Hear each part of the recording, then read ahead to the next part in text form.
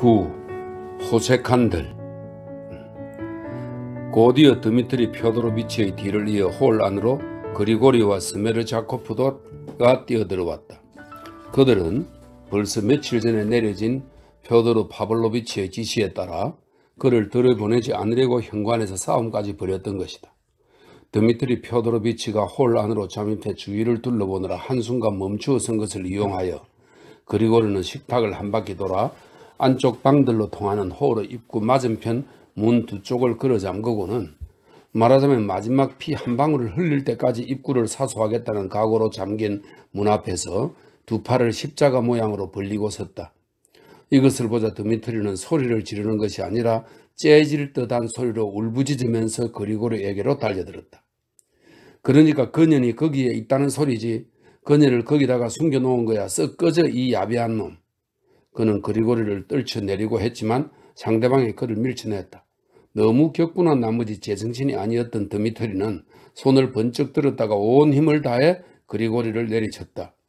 노인은 낫지를 당한 벼처럼 맥없이 쓰러졌고 드미트리는 그를 뛰어넘어 문을 부수다시피 해서 안으로 들어갔다. 스메르자코프는 새하얗게 질려 벌벌 떨면서 펴도르 파블로비치 곁에 바짝 붙은 채로 홀의 다른 쪽 끝에 남아있었다. 그년이 여기 있어. 드미트리 펴도르비치가 소리쳤다. 그년이 집 쪽으로 돌아선 걸 지금 내 눈으로 보았어. 그저 따라잡지 못했을 뿐이야. 그녀는 어디 있어? 어디 있냐고. 그년이 여기 있어. 라는 외침은 펴도르 파블로비치에게 불가사의할 정도로 강렬한 인상을 불러일으켰다. 조금 전에 경악이 송두리째 달아나 버렸다. 잡아라. 저놈 잡아라. 그는 고함을 지르면서 드미트리 펴도로비치의 뒤를 쫓아 돌진했다. 그러는 사이에 그리고리는 마룻바닥에서 일어났지만 아직도 제정신이 아닌 것 같았다. 이반 펴도로비치와 알료사가 아버지의 뒤를 쫓아 달리기 시작했다. 세 번째 방에서 갑자기 무언가가 바닥에서 툭 떨어져 깨지면서 쨍그랑거리는 소리가 들려왔다. 그것은 대리석 받침대 위에 있던 커다란 유리 꽃병이었는데 드미트리 펴도로비치가 그 옆을 지나면서 건드렸던 것이다. 저놈 잡아라. 노인이 울부짖기 시작했다. 거기 누구 없느냐? 이반 펴도로비치와 알료사는 간신히 노인을 따라잡아서 완력을 써가며 홀로 데려왔다. 어쩌자고 형을 쫓아가는 거예요? 형이 저기서 아버지를 곧장 죽일 텐데. 이반 펴도로비치는 아버지에게 엄청나게 화를 내며 소리쳤다. 바네치카, 요세치카. 그러니까 그 여자가 여기 지금 와 있다는 거야. 크루셴카가 여기에 있어. 이리로 달려가는 걸 저놈이 제 눈으로 봤다고 하잖니. 그는 숨이 차서 말도 제대로 잊지 못했다. 이번엔 크루셴카가 오리라고는 기대도 안 했기 때문에 그녀가 여기 있다는 느닷없는 소식을 듣자 단번에 정신이 나갔던 것이다. 온몸을 들들 떠는 것이 꼭 미치기라도 한 것 같았다. 아니, 그녀가 오지 않았다는 건 아버지가 봐서 알잖아요. 이반이 소리쳤다. 저쪽 입구로 왔을 수도 있지 않느냐? 저쪽 입구는 잠겨 있고 열쇠는 아버지한테 있잖아요. 드미트리가 다시 홀에 나타났다.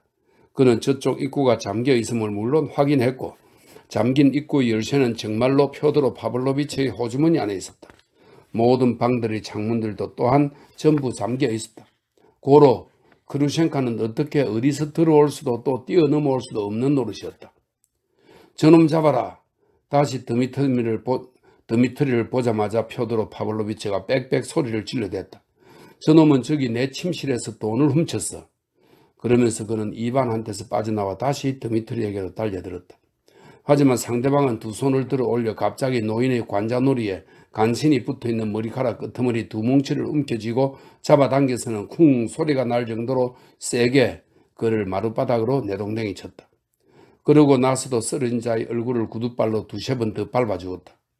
노인은 귀가 떨어져 나갈 듯 날카로운 신음 소리를 내기 시작했다.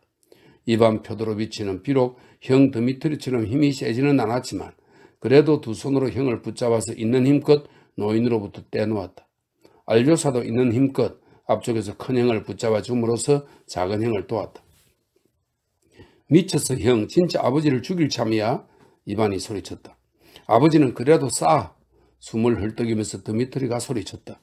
지금 죽이지 못했으니 나중에 죽이러 오겠어. 말려들 봤자 소용없을걸. 드미트리 지금 당장 여기서 나가. 알료사가 고압적으로 소리쳤다. 알렉세이, 너만이라도 나에게 말해다오. 너의 말만은 믿을 테니 지금 그 여자가 여기에 왔었냐 안 왔었냐. 내 눈으로 봤다 말이다. 지금 막 그녀가 골목길에서 울타리를 지나 이쪽으로 빠져나가는 걸 말이다. 내가 소리를 쳤지만 그녀는 달아났어. 맹세코 형, 여기엔 오지도 않았고 그 누구도 그녀가 오기를 기다리지도 않았어. 하지만 나는 그녀를 봤단 말이야. 그러면 그녀는 내 지금 바로 그녀가 어디 있는지를 알아내겠어. 잘 있어라 알렉세이. 지금은 이솝에게 돈 얘기는 아예 꺼내지 말라. 이 이솝은 표도를 가리킨답니다. 돈 얘기는 아예 꺼내지 마라. 하지만 카체리나 이바노브나한테는 반드시 지금 당장 가서 전해라. 머리 숙여 인사를 전하라고 했습니다. 머리 숙여 인사를 전하라고. 정확히 머리를 숙여 간곡히 작별 인사를 전하라고 말입니다. 그녀에게 이 소동도 묘사해 주어라. 그때 이반과 그리고리는 노인을 일으켜 세워 안락의자에 앉혔다. 그는 얼굴은 피투성이였지만 정신만은 또렷하여 드미트리의 외침 소리에 개걸스럽게 귀를 기울이고 있었다. 그는 여전히 크루센카가 정말로 집안 어디에 있는 것처럼 여겨졌다. 드미트리 펴도로비치는 방을 나가면서 정오스럽다는 듯 그를 돌아보았다. 영감쟁이가 피를 좀 흘렸다고 해서 내가 무슨 반성이라도 할 줄 알아? 그가 소리쳤다. 몸조심 잘하고 영감 꿈도 잘 간수하시길. 꿈은 나한테도 있으니까. 난 영감을 저주하고 부자의 연을 완전히 끊어버리겠어. 그는 방에서 뛰어나갔다. 그녀는 여기 있어. 여기 있는 게 분명해. 스메르자코프. 노인은 손가락으로 스메르자코프를 부르면서 들릴 듯 말 듯한 소리로 씩씩거렸다. 여기 없다니까. 완전히 정신이 나간 영감이야. 이반이 그를 향해 표독스럽게 소리쳤다. 어라, 기절하셨군. 물수건 얼른 가져와. 스메르자코프는 물을 가지러 달려갔다. 마침내 노인의 옷을 벗기고 침실로 옮겨서 침대에 눕혔다. 그의 머리는 젖은 수건으로 둘러싸맸다. 꼬냑에 취한 데다 심하게 흥분하고 얻어맞기까지 해서 기진맥진한 터라 노인은 머리가 베개에 닿자마자 금세 눈을 감고 인사불성이 되었다. 이반 펴도로비치와 알료사는 홀로 돌아왔다.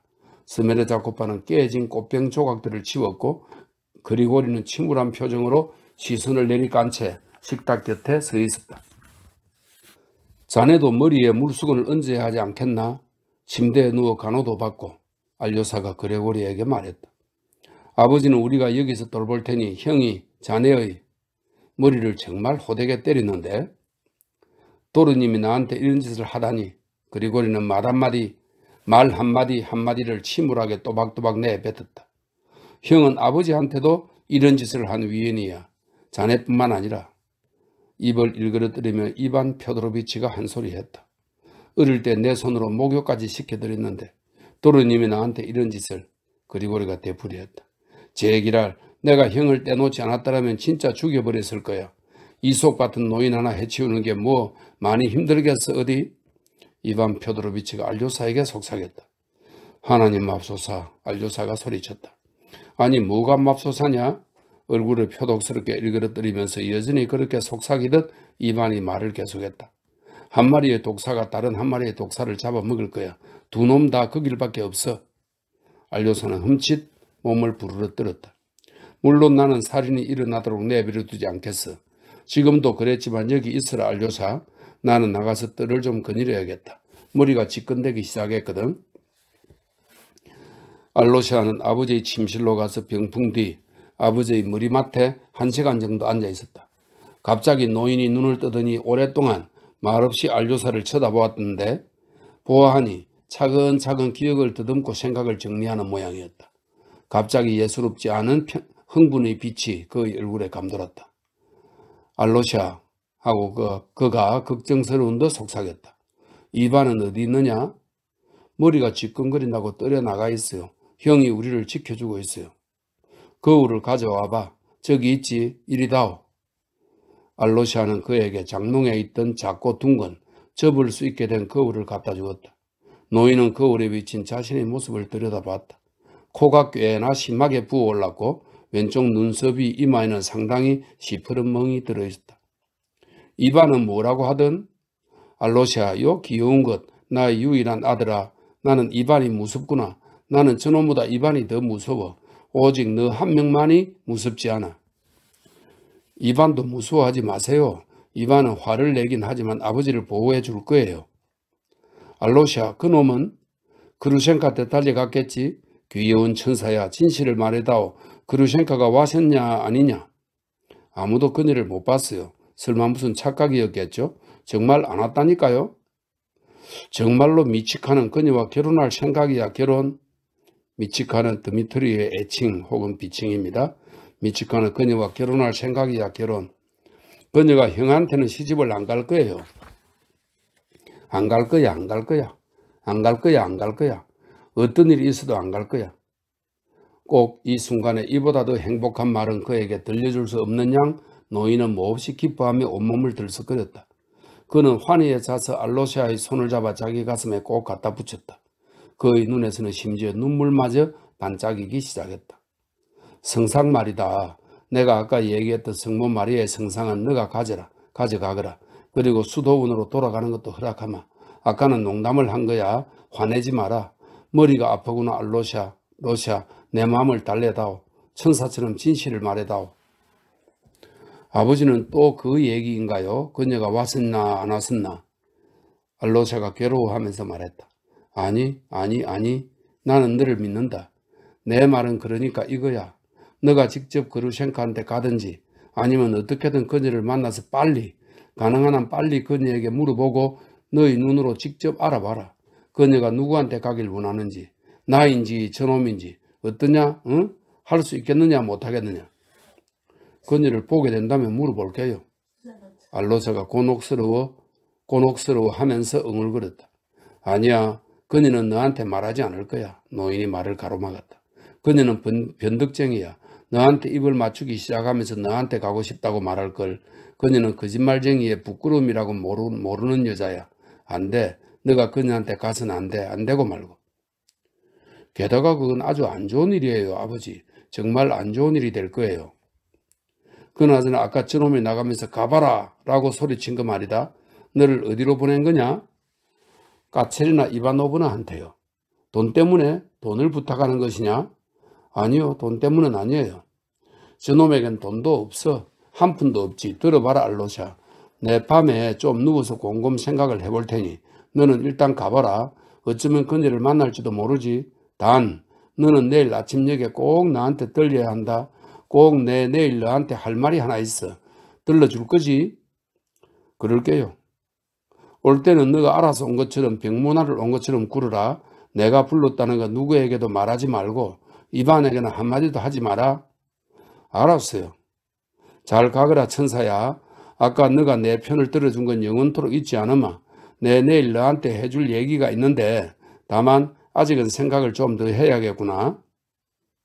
지금 상태는 어떠세요?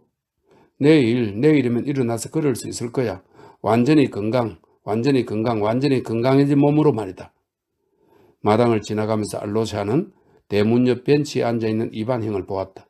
그는 앉아서 연필로 무언가를 자기의 노트에 기입하고 있었다.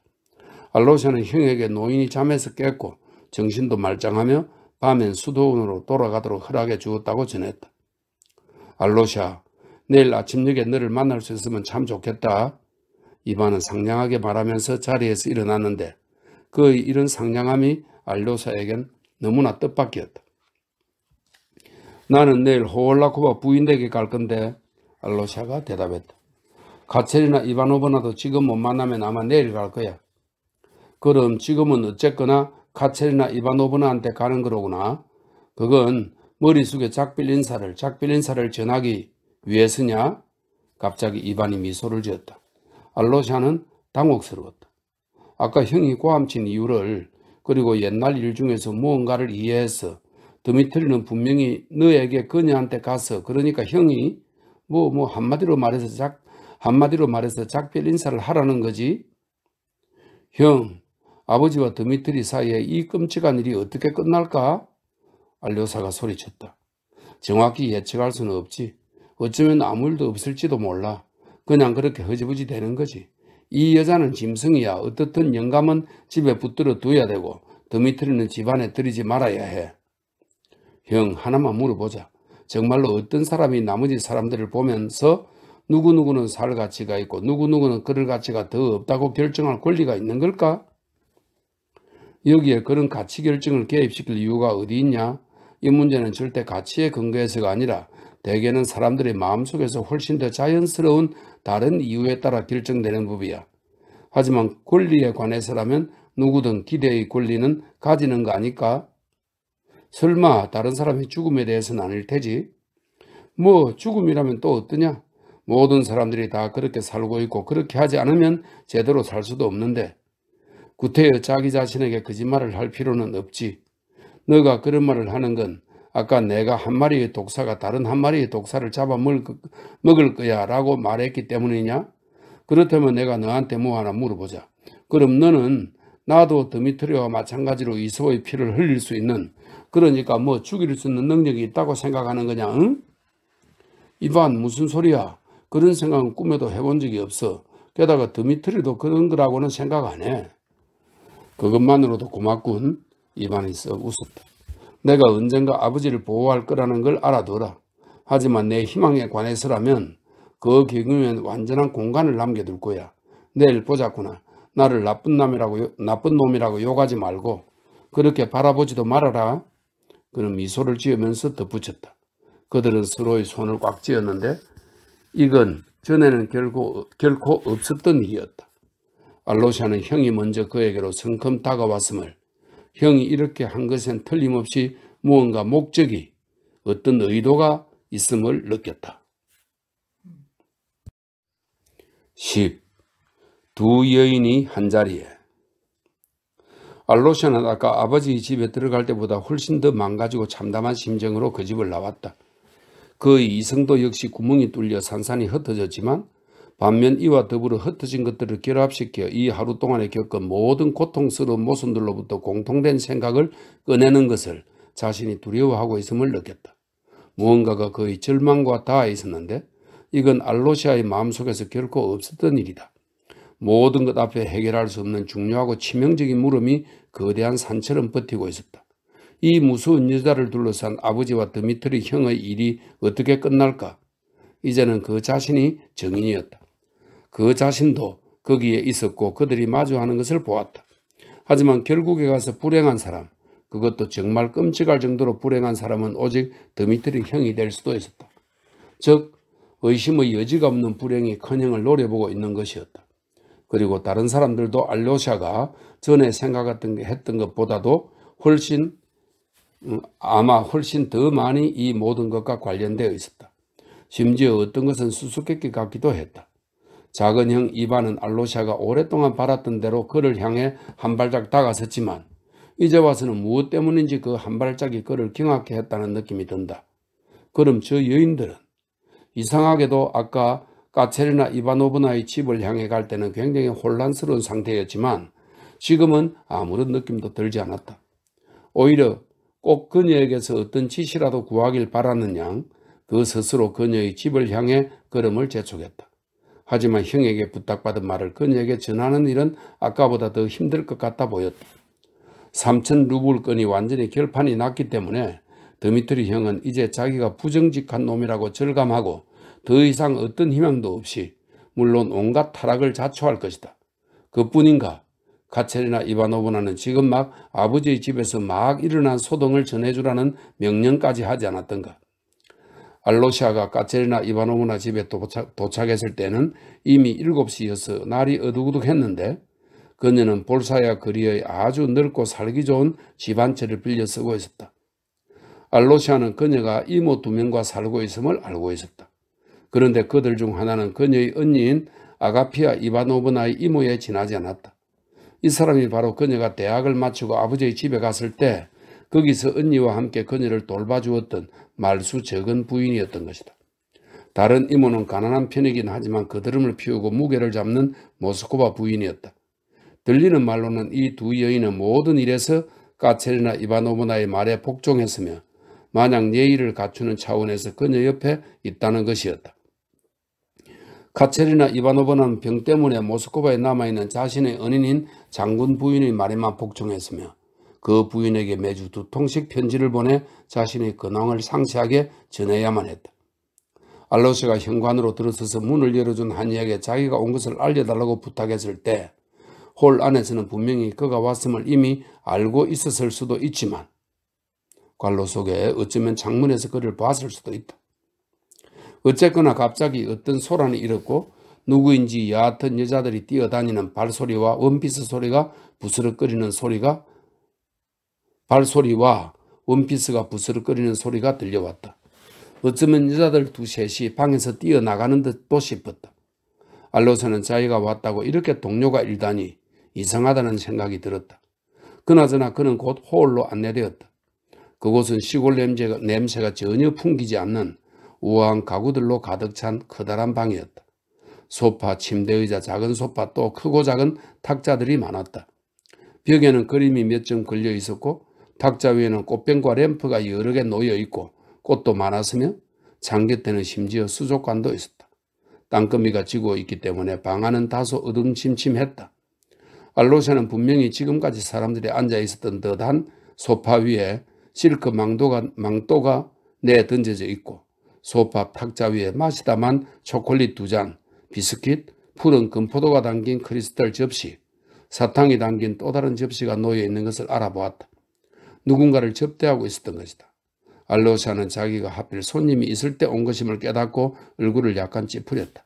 하지만 바로 그 순간 커튼이 올라가더니 다급하게 빠른 걸음걸이로 카체리나 이바노브나가 들어와서 환희에 찬 기쁜 미소를 지으며 알로세에게 두 손을 내밀었다. 바로 그 순간 하니가 불이 밝혀진 양초 2개를 들고 와서 탁자 위에 올려놓았다.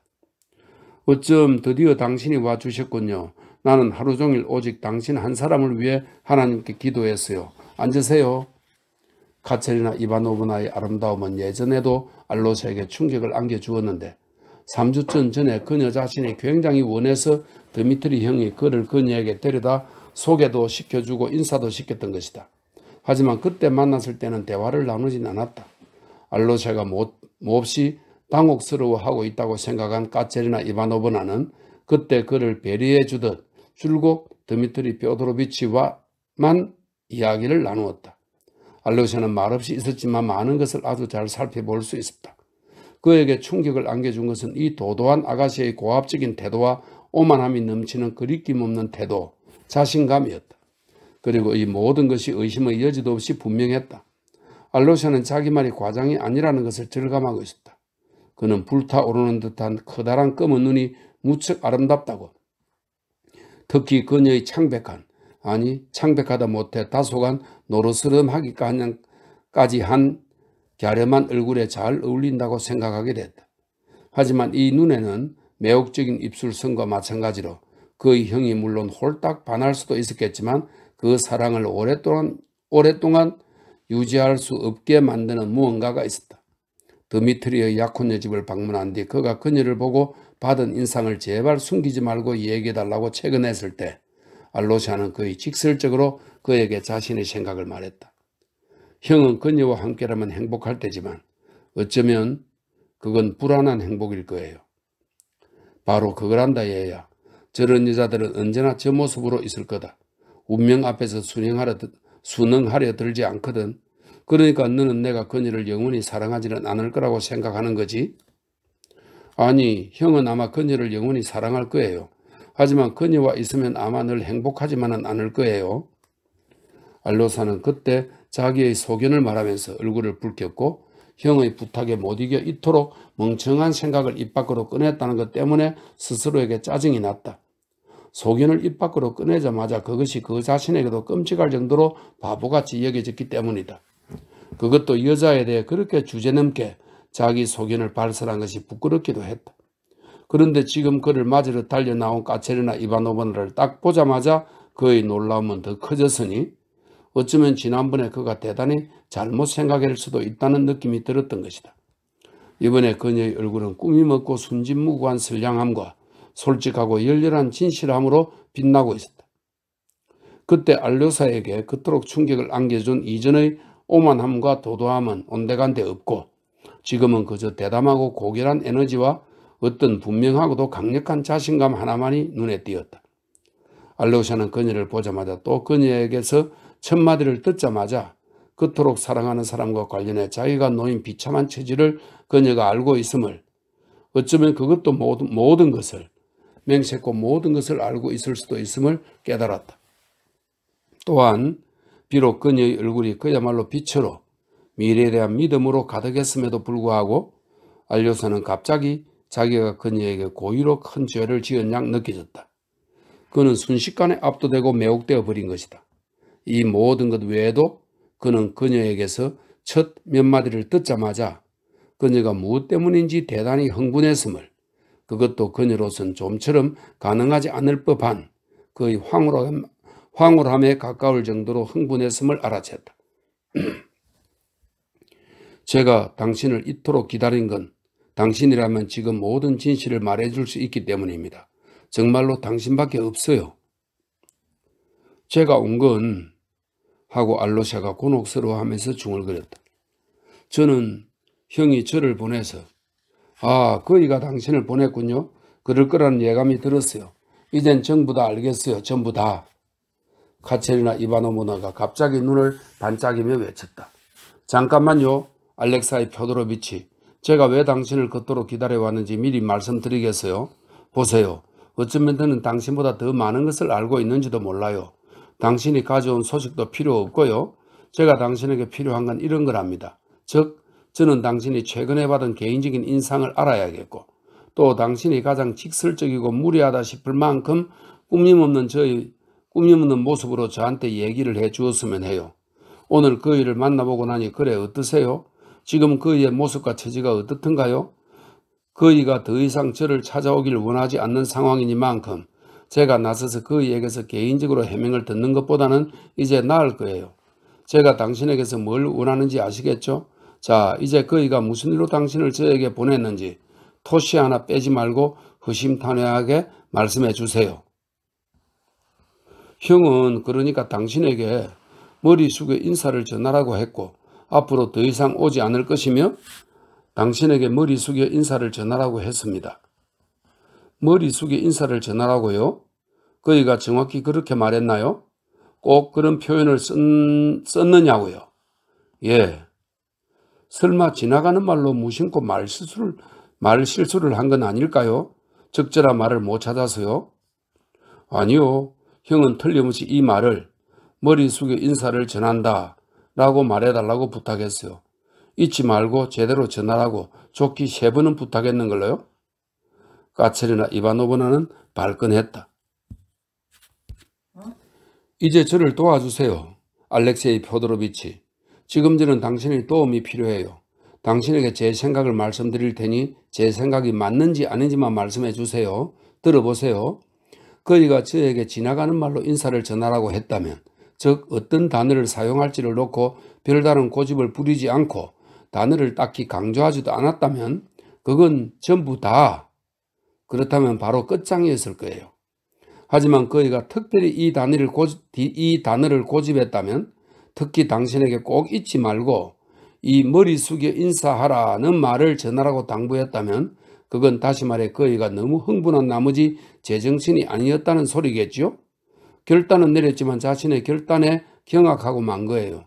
자기 발로 확고하게 걸어서 제 곁을 떠난 것이 아니라 산에서 굴러 떨어져 버린 거예요. 이 단어를 강조했다니 허세를 부리는 것일 수도 있어요. 그래요. 바로 그래요. 알로샤가 열렬하게 맞장구를 쳤다. 저도 지금은 바로 그렇게 생각이 됩니다. 그렇다면 그이는 아직 끝장나지 않은 거예요.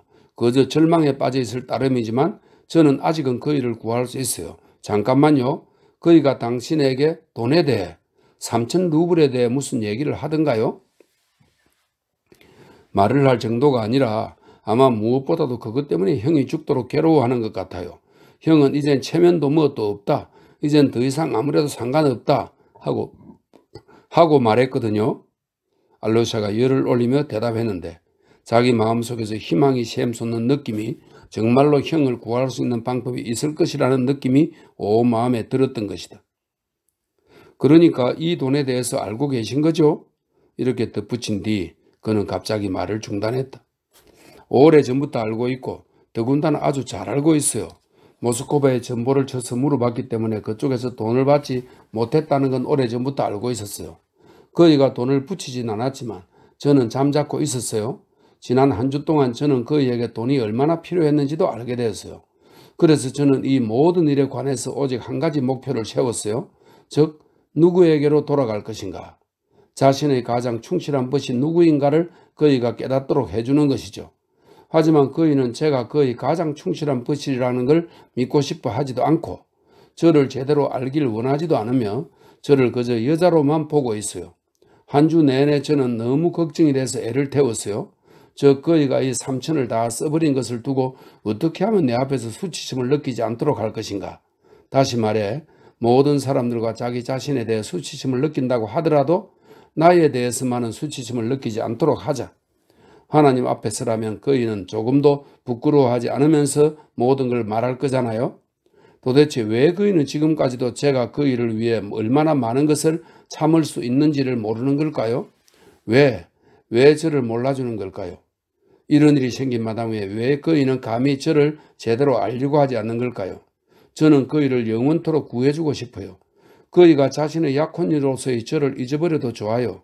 이런데도 그이는 지금 제 앞에서 자신의 체면만을 두려워하고 있으니 정말이지 알렉세이 표도로비치, 당신에게라면 뭘 털어놓는 걸 두려워하지 않았잖아요. 도대체 왜 저는 지금까지도 그 대접을 못 받는 거죠? 마지막 말을 할 때 그녀는 눈물을 글썽였다. 그녀의 눈에서는 곧 눈물이 흘러내렸다.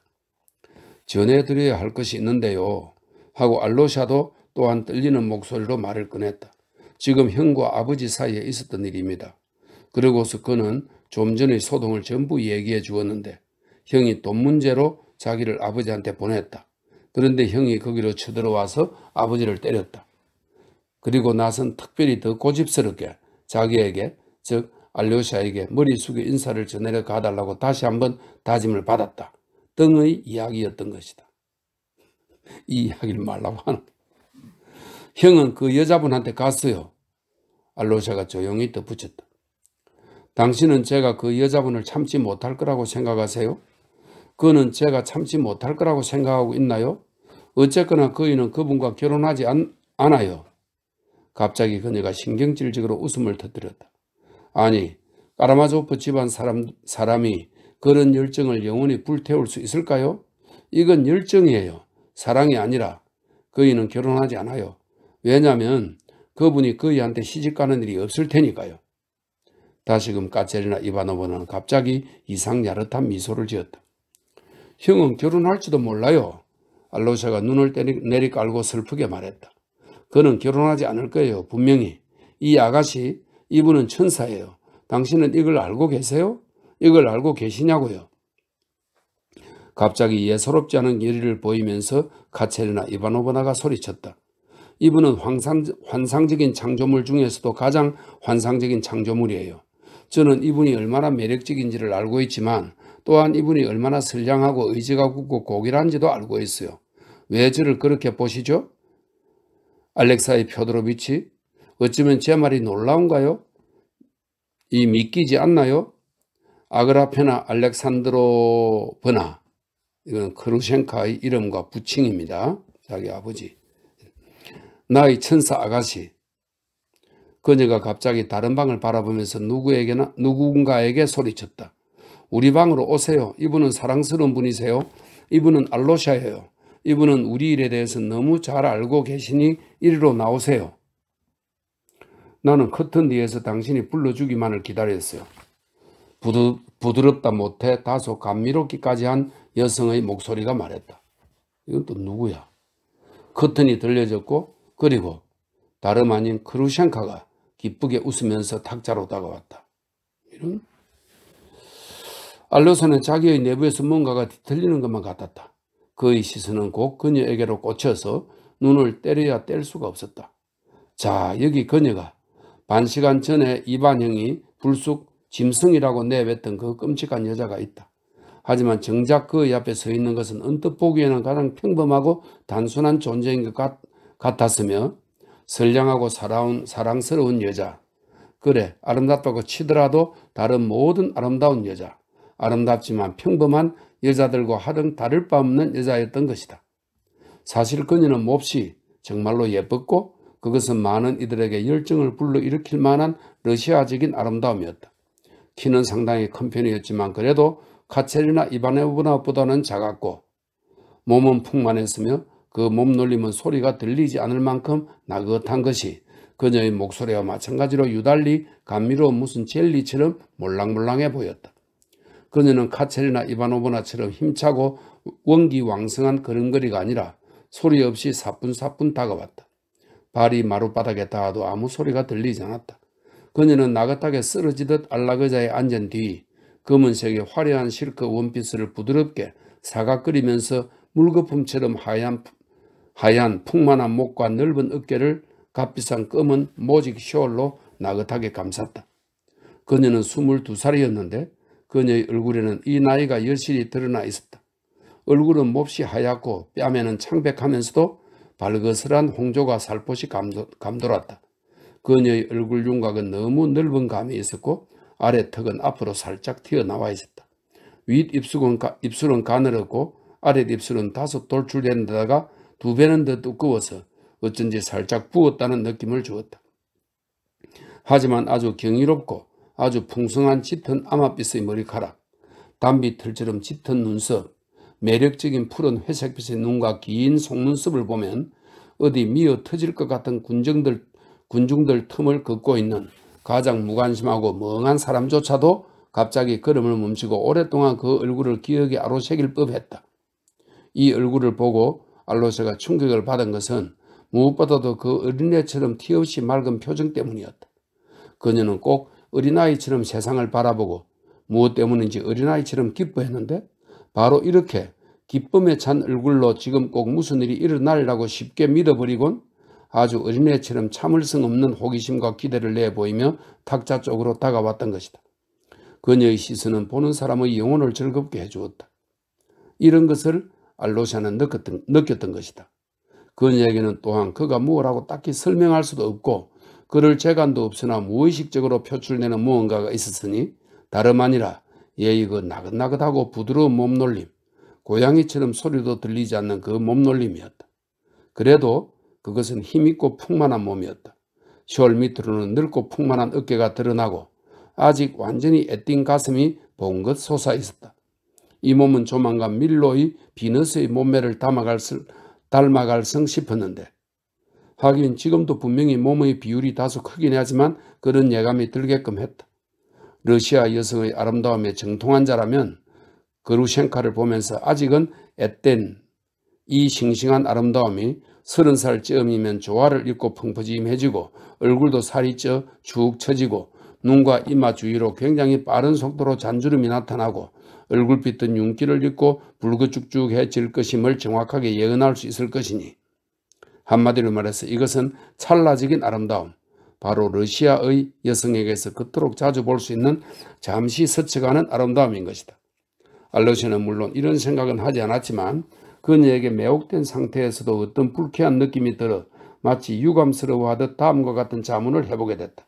즉, 이 여자는 도대체 왜 말을 이렇게 질질 끄는 걸까? 좀 자연스럽게 말할 수는 없는 걸까? 그녀의 말투는 실제로도 이랬는데 분명히 말을 이렇게 질질 끌면서 각각의 음절과 어문에 심할 정도로 감미로운 강세를 찍는 것이 아름답다고 생각하는 듯 했다. 이것은 물론 그저 방정하지 못한 품행이 낳은 나쁜 습관에 불과한 것으로서 낮은 교육 수준, 거기다 어릴 때부터 속물적으로 습득된 예절관념을 증명해 주는 것이었다.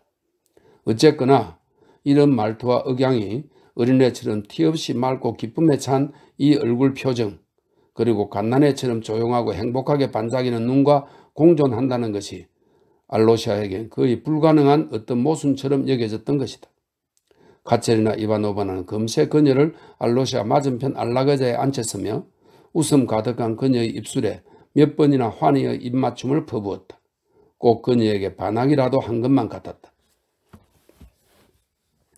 우리는 지금 처음 만나는 거랍니다. 알렉세이 펴도로비치. 그녀가 기뻐 날뛰면서 말했다. 저는 이분이 어떤 사람인지 알고 싶었고 보고 싶어서 이분의 집을 찾아가려고 했지만 제가 뜻을 비치자 이분이 먼저 이렇게 와주신 거예요. 저는 이렇게 우리 둘이서 모든 걸 해결할 줄 알았어요. 모든 걸 말이죠. 마음속에서 그런 예감이 들더라고요. 주위에서는 다들 이 일을 그만두라고 말렸지만 저는 좋은 결과가 있을 거라 짐작했고 결국 제 생각이 옳았던 거예요. 그루셴카가 저에게 모든 것을 자신의 계획까지도 전부 밝혀주었어요. 이분은 착한 천사처럼 이리로 날아와서 평안과 기쁨을 가져다 준 거예요. 저 같은 계집을 더럽게 여기지도 않으셨죠? 사랑스럽고 훌륭한 아가씨예요. 그루셴카가 예의가 사랑스럽고 기쁨에 찬 미소를 지으면서 노래를 부르듯 말을 질질 끌었다. 저에게 그런 말은 하지도 마세요. 요정처럼 매혹적인 당신을 어떻게 감히 당신을 더럽게 여기다니요? 자, 당신의 아랫입술을 한 번 더 입을 맞추겠어요? 이곳은 살짝 부어오른 것 같으니 자, 좀 더 많이 부어오르도록 한 번만 더. 저분이 웃는 걸 한 번 더 보세요. 알렉세이 표도로비치. 이 천사를 보고 있으면 마음이 즐거워져요. 알로사는 얼굴을 붉힌 채 눈에 뜨이지 않을 만큼 파르르 몸을 떨었다. 사랑스러운 아가씨, 저를 너무 기우해 주시는데 사실 저는 아가씨의 기움을 받을 자격이 전혀 없는지도 몰라요. 자격이 없다니요. 이분이 그럴 자격이 없다니요.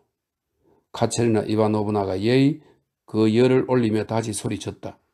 사실 알렉세이 표도로비치, 이분은 환상적인 두뇌의 소유자이며 이분은 비록 자유분방하긴 하지만 자긍심, 대단히 자긍심 높은 마음의 소유자랍니다. 이분은 고결하고 알렉세이 표도로비치, 이분은 너그러우세요. 아시겠죠? 이분은 그저 불행했을 뿐이에요. 이분은 보잘것없고 경박한 사람을 위해 너무도 빨리 모든 희생을 바칠 각오를 했던 거예요. 한 사람이 역시나 장교였던 한 사람이 있었고 이분은 그를 사랑하게 되어 그에게 모든 것을 갖다 바쳤는데 이건 오래전, 그러니까 5년 전의 일인데 그는 이분을 잊고 결혼을 해버린 거예요. 하지만 이제 그가 상처를 하여 편지를 썼어요. 이리로 온다고요. 그러니까 이분은 그 사람만을, 평생 오직 그 한 사람만을 사랑해왔고 지금까지도 사랑하고 있는 거예요. 그 사람이 오면 그루셴카는 다시금 행복해질 거예요. 이분은 요 5년 내내 불행했거든요. 하지만 도대체 누가 이분을 나무랄 수 있겠어요? 누가 이분의 관대한 마음씨를 칭찬할 수 있겠어요? 오직 다리를 못 쓰는 그 늙은 상인뿐이겠지만 하지만 그는 차라리 이분의 아버지이자 이분의 친구였으며 보호자였을 따름입니다. 그는 그때 이분이 그토록 사랑했던 사람으로부터 버림받아 절망과 고뇌에 빠져 있을 때 이분을 발견한 거예요. 그래서 이분은 물에 빠져 죽고 싶은 심정이었지만 그 노인이 이분을 구했던 거예요. 구했다고요. 저를 두둔해 주시느라 아주 정신이 없으시네요. 사랑스러운 아가씨. 그러시면서도 매사에 너무 서두르시네요. 그루셴카가 다시금 말을 질질 끌었다. 두둔하신다고요? 아니 두둔이라니요. 감히 제가 두둔할 입장이라도 되나요? 어디 그루셴카 천사요. 제게 당신의 손을 주세요. 이 통통하고 작고 매혹적인 손을 보세요. 알렉세이 표도로비치. 이 손이 보이시죠? 이것이 저에게 행복을 가져다 주었고 저를 부활시켰으니 저는 지금 이 손에 입을 맞출 거예요. 이 손등에 그리고 이 손바닥에 자자자. 그러면서 그녀는 너무 기뻐서 미치겠다는 듯 살이 너무도 포동포동 오른 듯도 싶은 정말로 매혹적인 그루셴카의 손에 4번이나 입을 맞추었다. 상대방은 이 한 손을 내맡긴 채 초조하게 낭낭하면서도 매혹적인 웃음을 흘리면서 사랑스러운 아가씨를 지켜보았는데 보아하니 자기 손에 이렇게 입을 맞추어 주는 것이 싫지는 않은 듯했다. 아무리 황홀하다고 해도 도가 지나친 것 같은데 이런 생각이 알로사의 머릿속을 스쳐 지나갔다. 그는 얼굴을 붉혔다. 마음이 어쩐지 줄곧 유난히 불편했던 것이다. 알렉세이 표도로비치 앞에서 이렇게 제 손에 이렇게 입을 맞추셨으니 사랑스러운 아가씨 영 창피스러워지는걸요. 아니 제가 당신에게 창피를 주려고 이러는 줄 알아요? 다소 놀라워하면서 카체리나 이바노보나가 말했다. 하이 당신도 참 어쩜 이리도 제 마음을 몰라주는 거죠? 뭐 아가씨도 제 마음을 썩 잘 알아준 것 같지는 않는걸요. 사랑스러운 아가씨, 저는 아가씨가 생각하는 것보다 훨씬 더 고약한 년일 수도 있어요. 저는 마음씨도 고약하고 제멋대로거든요. 드미트리 표도로비치, 이 불쌍한 양반만 해도 그때 그냥 심술이 나서 꼬여본 거예요. 하지만 지금은 그 일을 구할 거잖아요. 약속까지 해놓고선 그이의 정신을 차리게 해준다면서요. 당신이 사랑하고 있는 사람은 다른 사람이라고 털어놓는다면서요? 오래전부터 사랑해왔고 지금 그 사람이 청혼을 받은 상태라고. 아이, 천만의 말씀. 나는 아가씨한테 그런 말 한 적 없어요. 그건 죄다 아가씨가 나한테 얘기해 준 거지. 내가 한 말이 아니잖아요. 그렇다면 내가 잘못 이해했다는 건가요? 라고 조용하게 말하는 카체리나 이바노바나의 얼굴은 아주 약간 창백해졌다. 약속해 놓고선. 아이, 천만의 말씀. 이봐요, 천사 같은 아가씨. 나는 아가씨한테 아무런 약속도 안 했어요. 예의가 명랑하고 순진한 표정을 지으면서 그루샹카는 조용하고 거침없이 상대방의 말을 가로챘다. 자, 이제는 보이나요, 훌륭한 아가씨? 아가씨 앞에 앉아있는 내가 얼마나 추잡스럽고 제멋대로인 여자인지. 내가 내키는 대로 그렇게 행동할 수 있는 거예요. 아까는 아가씨한테 무슨 약속을 했을 수도 있지만, 자, 지금은 다시 갑자기 그 사람이, 그러니까 미차가 다시금 내 마음에 들면 어떻게 하나 하는 생각이 드네요. 아닌 게 아니라 그이가 아주 내 마음에 들었던 적이 한 번 있었어요. 심지어 거의 1시간 내내 마음에 들었거든요. 그렇게 되면 나는 지금 당장 그이에게 가서 오늘부터 우리 집에 아주 눌러 앉아 있으라고 말할지도 모르죠. 보세요. 난 원래 이런 변덕쟁이에요. 아까 한 말과는 전혀 달라요. 카체리나 이바노브나는 말을 잊지도 못했다. 아이, 그놈의 아까는 정말 나 마음이 물러 터진 멍청한 여자란 말이에요. 그 사람이 나 때문에 마음고생이 얼마나 심한지 생각만 해도. 지금 집에 갔는데 갑자기 거리가 불쌍해지면 그땐 어떡하라고요? 이럴 줄은 몰랐어요. 에이, 아가씨. 나에 비하면 아가씨는 얼마나 선량하고 고상한지요. 자, 이젠 아가씨도 바보 같은 나의 본색을 봤으니 실증이 났겠죠? 그 사랑스러운 손을 좀 줘봐요, 천사 같은 아가씨. 그녀는 상냥하게 부탁한 뒤 마치 축복을 해줄 기세로 카체리나 이바노보나의 손을 잡았다. 이제 내가 사랑스러운 아가씨 당신이 손을 잡고 당신이 해준 것처럼 입을 맞추겠어요. 당신은 내 손에 입을 3번 맞추었지만 3번을 제대로 하려면 나는 당신의 손에 300번은 입을 맞추어야 될 테죠. 뭐 이건 당연한 일이고 그 다음엔 하나님의 뜻대로 될 테죠. 어쩌면 나는 완전히 당신의 노예가 되어 만사의 노예처럼 당신의 비위를 맞추려고 안달일지도 몰라요. 하나님의 뜻대로 우리 서로 간의 어떤 협정이나 약속도 없이 그리 될 테죠. 손도 어쩌면 당신의 손도 너무 예쁘네요. 손도 사랑스러운 아가씨 세상에 둘도 없는 절세미인. 그녀는 이 손을 조용히 자기 입술로 가져갔는데 정말로 입맞춤으로 제대로 셈을 치른다는 이상한 목적에서였다. 카체리나 이바노브나는 손을 치우지 않았다. 비록 표현 방식이 아주 이상하긴 했지만 노예처럼 그녀의 비위를 맞추겠노라는 그루셴카의 약속. 이 마지막 말을 아슬아슬한 희망을 갖고 경청했던 것이다. 그녀는 긴장된 표정으로 상대의 눈을 바라보았다. 그 눈 속에서는 한결같이 그 티없이 맑고 사람을 쉽게 믿는 표정이 한결같이 해맑은 명랑함이 깃들어 있었다. 이 여자는 너무 순진한 것인지도 몰라. 카체리나 이바노보나의 마음속에는 이런 희망이 번득거렸다. 그루셴카는 그러는 사이에 이 사랑스러운 손에 완전히 반하기라도 한 듯 그것을 천천히 자기 입술로 가져갔다. 하지만 바로 입술 근처에서 그녀는 갑자기 무슨 생각에 잠긴 듯 2, 3초간 손을 그냥 붙잡고만 있었다. 그런데 말이죠, 천사 같은 아가씨. 갑자기 그녀가 어느덧 아주 부드럽고 아주 감미로운 목소리로 말을 질질 끌었다. 그러니까 말이죠, 나는 당신의 손을 잡긴 했지만 입은 맞추지 않겠어요. 그러면서 그녀는 즐거워 죽겠다는 듯 키득키득 웃기 시작했다. 좋을 대로 하시죠. 아니 왜 그러세요? 카체리나 이바노브나가 갑자기 몸을 부르러뜨렸다. 그러니까 당신은 내 손에 입을 맞추었지만 나는 그러지 않았다는 걸 똑똑히 기억해 두시란 말이죠. 갑자기 그녀의 눈 속에서 무언가가 번뜩였다. 그녀는 카체리나 이바노브나의 얼굴을 그야말로 뚫어져라 노려보았다. 이 뻔뻔한 년. 갑자기 카체리나 이바노브나가 이렇게 말했는데 갑자기 무언가를 깨달은 양 온몸을 부르르 떨면서 자리에서 뻘떡 일어났다. 그루셴카도 느긋하게 일어났다. 미차한테도 당장 그렇게 전할 거예요. 당신은 내 손에 입을 맞추었지만 나는 전혀 그러지 않았노라고. 그러면 그 양반이 얼마나 웃어댈까? 추잡한 년 썩 꺼져. 아이 얼마나 부끄러우실까 아가씨. 아이 부끄러워 죽고 싶은 심정이겠지. 당신 같은 아가씨가 그렇게 어울리지 않게 쌍스러운 말을 쓰시다니. 사랑스러운 아가씨. 썩 꺼지라니까 깔보 같으니 카체리나 이바노브나가 울부짖었다. 그녀의 얼굴은 속속들이 일그러질 대로 일그러져서 파르르 떨리고 있었다. 뭐 깔보년이라고 하죠. 그러는 당신은 처녀의 몸으로 날이 어두울 때 젊은 남중년들한테 돈을 끌고 내려 다니지 않았나요? 그 예쁜 얼굴을 팔러 간 거잖아요. 나도 알고 있어요. 카체리나 이바노브나는 고함을 지르면서 그녀에게 달려들려고 했지만 알료사가 있는 힘을 다해 그녀를 말렸다. 한 발짝도 움직이지 말고 한마디도 하지 마세요. 아무 말도 마시고 아무 대답도 하지 마세요. 저분은 지금 갈 거예요, 지금. 그 순간 고함 소리를 듣고서 방 안으로 카체리나 이바노브나의 두 친척이 뛰어들어왔으며 한이도 뛰어왔다. 다들 그녀에게로 달려들었다. 그렇다면 가죠. 그루셴카가 소파에서 망토를 들어올리면서 말했다. 알료사, 이봐요. 나를 좀 바래다 줘요.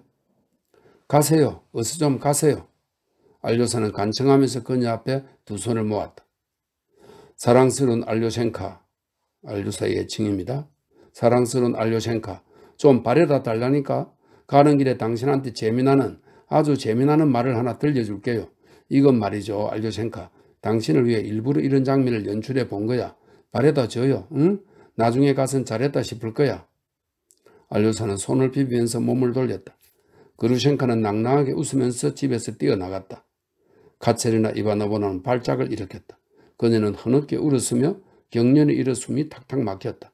다들 그녀 주위에서 부산을 떨었다. 그러게 내가 주의를 주었잖아요. 큰 이모가 그녀에게 말했다. 이러지 말라고 그렇게 말렸구만. 성질이 너무 급해서 탈이라니까요. 아니 이런 일을 할 용단을 내릴 수가 있어? 당신은 이런 년들을 잘 몰라요. 특히 이 년은 그 중에서도 악질이라고들 하던데. 정말이지 당신은 너무 제멋대로 해요. 이건 호랑이에요. 카체리나 이바노브나가 울부짖었다. 도대체 왜 나를 말리셨어요? 알렉세이 표도로비치. 나는 그녀를 때려줬을 거예요. 때려줬을 거라고요.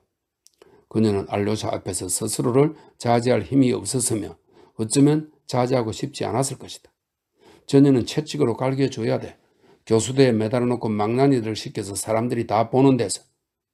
알로시아는 문 쪽으로 뒷걸음질 쳤다. 아니 맙소사. 갑자기 카체리나 이바노브나가 손뼉을 탁 치면서 소리쳤다. 그 사람은 또 뭐야? 어쩜 그렇게 점잖지 못하고 비정할 수 있담?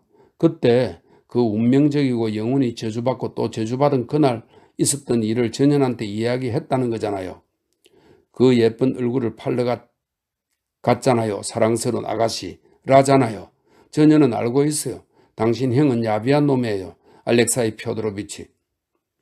알로시아는 무슨 말을 하고 싶었지만 한마디도 찾을 수가 없었다. 그의 가슴이 고통으로 죄어들었다. 가주세요. 알렉사이 표도로비치. 부끄러워요. 미칠 것 같아요. 내일 무릎 꿇고 간청하는 거예요. 내일 와주세요. 절 비난하지 마시고 용서해 주세요. 저도 어떻게 해야 할지 모르겠군요. 알로시아는 비틀거리듯 거리로 나왔다. 그도 그녀처럼 울고 싶었다. 갑자기 하녀가 그의 뒤를 쫓아왔다. 아가씨가 도련님께 호올라코바 부인의 이 편지를 전하는 걸 깜빡하셨어요. 식사시간 전부터 놓여 있었는데. 알로시아는 작은 장밋빛 봉투를 기계적으로 받아 거의 무의식적으로 호주머니에 쑤셔 넣었다.